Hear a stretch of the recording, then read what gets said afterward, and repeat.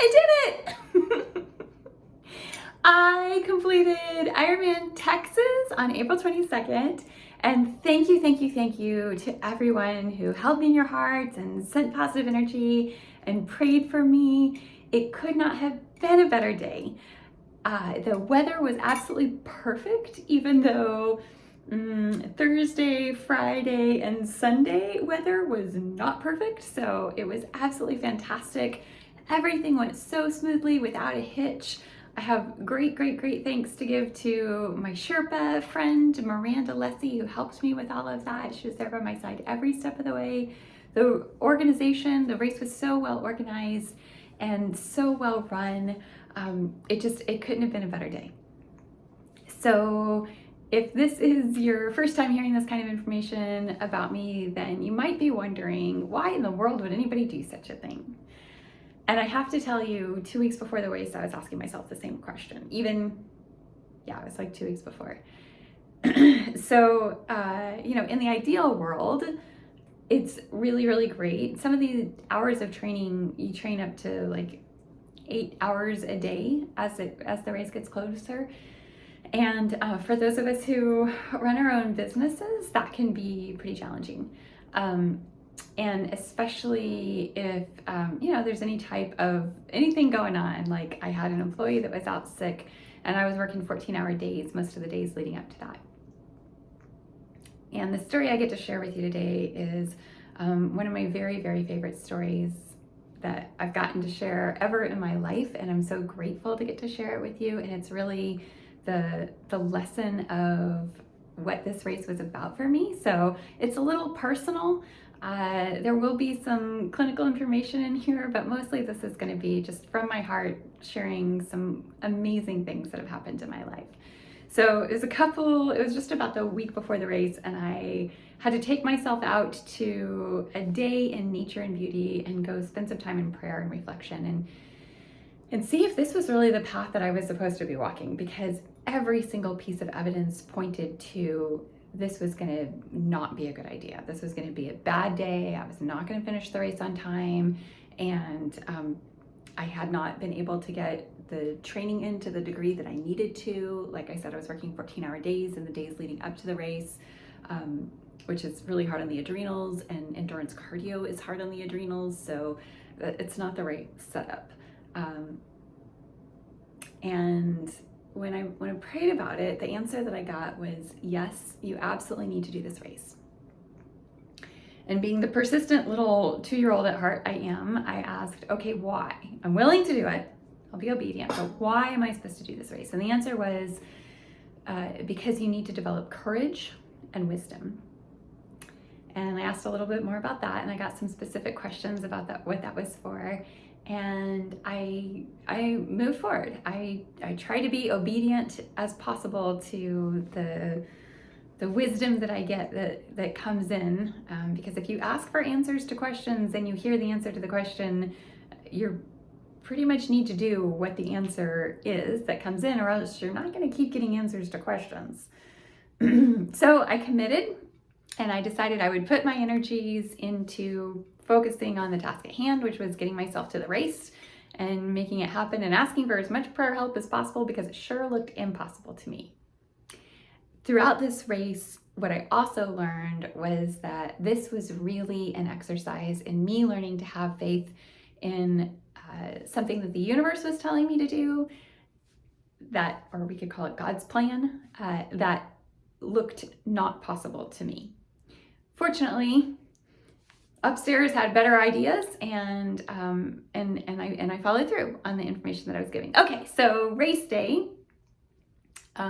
There's all sorts of cool, fun little stories, but there's the weather was just absolutely beautiful. On the swim, I did miscalculate about one thing. So the temperature was really perfect. And we got to wear our wetsuits, which makes you a little bit more buoyant and makes it a little nicer for a 2.4-mile swim that you're going to do right before a 112-mile bike ride that you're going to do right before a marathon, which is 26.2-mile run. And the miscalculation that I had was that I didn't realize the sun was going to be rising on my right during part of the swim. And when you're doing an open water swim, you have to keep your eye on where you're going so that you don't get yourself off course. And I tend to sight on my right. So I spent a little bit of time getting blinded until I, got it through my thick head at that moment that I needed to just only open my eyes when I looked to the left and only sight when I looked to the left. So I got that sorted out. I did get kicked squarely in the goggles on the left side, but I got the coolest black eye ever, which was, it looked like eyeshadow and I didn't get anything underneath. So that was fantastic. And it made me appreciate every moment that I wasn't getting hit in the eye from then on out. And then the great thing about this venue was as we came in from the swim, we actually got to swim down this canal. So we had people cheering for us on either side. And it was such a fantastic experience to hear people cheering for me early in the race, when I'm on the swim. That was new and awesome and really, really great. Spectators and people who cheer, whether you're there in person or you're doing it energetically from a distance, like, man, we can feel it. I did my first Ironman at Ironman Florida in 2020, and no spectators were allowed. And I gotta tell you, they had like some locals out, but it makes a big difference. It is hard to do a marathon, first time Ironman gal like myself to do a marathon at the end of all that other stuff. And I'm just tired. And there's not even an atta girl. There were, but quite honestly, kind of later in the day, because I was a later in the day finisher, most of the people were kind of lit, and it was much less about cheering the people on than it was about, enjoying the drink. So thank you, everyone who cheered and supported from a distance or in person on any race you've ever supported for. It really, really matters. It's part of the energy of the participant, and it means the world to us. So, okay. That was the end of the swim, and then I got to go on my bike ride. So this is 112 miles in the woodlands in Houston, and they did this really cool thing. They shut down part of the Hardy Toll Road. And so we got to bike on a road that I'd otherwise never get to bike on. Houston is my hometown, so it's really cool to be like biking on the highway, something I wouldn't otherwise ever get to do. And it's pretty flat in Houston, but the Hardy Toll Road, of course, it has these overpasses, and it has to go over not just a road, but also high enough for the trains to go over. So some of them are some pretty healthy overpasses that we're going over. So it's basically kind of 20 miles out, or 22 miles out to the toll road, and then it's 20 miles down, 20 miles back, repeat, 20 miles down, 20 miles back, and about 10 miles back to the changing stations. There was a pretty kickin' wind that day. So 40 miles of this race were directly into a headwind. And that was intense. But there were these little overpasses. So, like now you're going uphill into a headwind. But the cool thing was sometimes the uphill would block the headwind a little bit. And then as I'm coming downhill, the game is try to pick up as much speed as possible. So milk it for every single inch of decline you can get to just go as fast as possible into that headwind. Just for comparison, my average speed into the headwind was about 14 miles per hour. My average speed in the other direction was about 22 miles per hour. So big difference there. But this thing happened that I really have to share. And I've heard stories like this from other people, usually car wrecks, usually had to do with the car wrecks. But I've never experienced anything like this myself. And it was, so I'm biking over one of these little overpasses into the headwind. So I'm on the other side of it, and I'm biking just as fast as I can. And, which is not very fast, right? Like average of 14 miles per hour, right? And I'm in it for the long haul. So you can get really tight in this position because you're down in this like arrow position. And so I do this little neck stretch. I have this little, just for a second, I look to either side and then I do it again. And it helps keep the sternocleidomastoid muscle in the upper trapezius just a little bit relaxed, and the vagus muscle, the vagus nerve goes through there. So it just helps to keep the body relaxed during this intense exercise. And while I'm biking to beat the band as fast as I can, as I turn forward again, I look ahead of me and there's a pothole right in front of me. That's the Hardy Toll Road, and the roads are very well maintained. So it's not a pothole that would be bad for a car, but it would be really bad for a bike. And it was about 10 inches in length. It was about 8 inches wide. It was a couple inches deep. And I couldn't react. I knew I should, and I couldn't swerve fast enough. There was only a millisecond, and I knew it was going to be bad. And what happened instead is I watched myself bike over this pothole, and my bike wheels did not touch it. And I knew immediately and instantly that all of the people that were praying, that my guardian angels were really looking out for me that day, and all the people were praying for me were part of why I experienced that miracle at that moment. I immediately looked up and said, "Thank you, thank you, thank you," and then kept going as fast as I could to try to get all of the speed out of that hill. And I was 100% clear that I had just experienced a miracle. And the next day, I mentioned that story to a friend of mine that had been praying with me in advance of the race. And she said, "I have to tell you that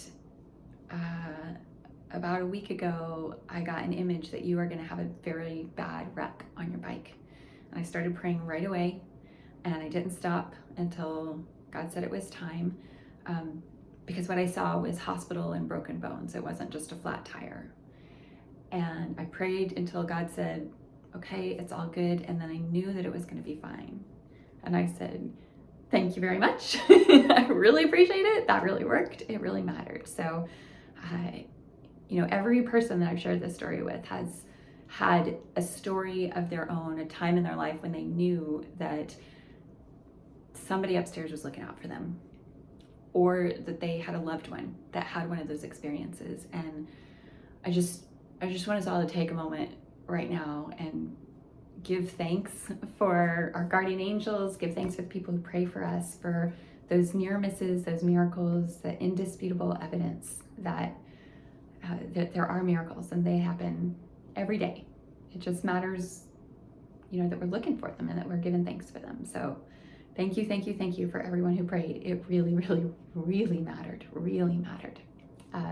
By the way, the friend of mine that prayed with me, her name is Samantha, and she is now the lady that is answering our phones. So if you give her a call, then be sure to say thank you and let her know how much you appreciate her.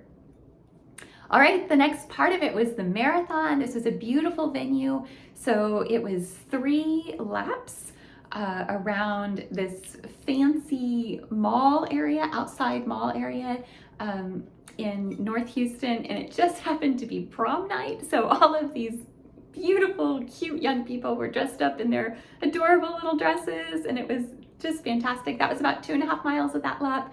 Then there were another 2.5 miles that were through this quiet wooded area with all of these beautiful trees, just peaceful and serene. And the rest of the lap was really, just along the roads, easy to get to the aid stations. It was beautifully laid out. It was super, super, super, super fun, and just a fantastic venue. My favorite part of the aid stations happens at about sunset on race day, and that is when they put out the most delicious aid food in the world, the most delicious food that they put on the race course. And there is nothing in the world like having this substance at that moment, and that is chicken broth. because it's salty in its essence, and quite honestly, my tummy can't really digest very much while I'm doing a marathon. So just absolutely fantastic day. Really, really, really amazing. The next day I was recuperating, got to visit some of my high school and college friends, and at the end of the day I was luxuriating, taking this lovely, well-deserved shower, and I, had a little bit of like prayer time during this, like, thanks, really appreciate that. And I asked if I was ever gonna have to do this again, and the answer was yes. And I asked when, and the answer was this year. So I am sharing with you that I am going to be doing Ironman Florida on November the 4th in Panama City. And the training continues. So I'm so grateful for just everyone, for all your support. I learned so much about the body and the inflammation state, and what we can actually really do, and what is really actually healthy for us versus not healthy for us. When I go through these, it truly does develop courage and wisdom for me. I definitely get lots of insight when I'm on these long training rides. There's lots of time to, think about different clinical cases, and how to help heal things. And, when I'm pushing my body through extreme inflammation states, then I get to learn what the best supplements are. So some of my favorites for Ironman training was Boswellia this time around, and specifically the MediHerb complex, which is a combination of Boswellia and turmeric. This is a very specific formula that is designed for highest absorbability. And you hear that a lot about turmeric and curcumin, and there's different ways to interpret the data. So I'm just going to offer to you, this is the best. This is absolutely the best. Another one of my favorites is rhodiola and ginseng. So rhodiola, because it increases blood oxygenation. Ginseng is just such a great endurance and stamina herb. So is Boswellia, actually. And then a new favorite this time around, that I was just introduced to a few months ago, is called Tanka Ali.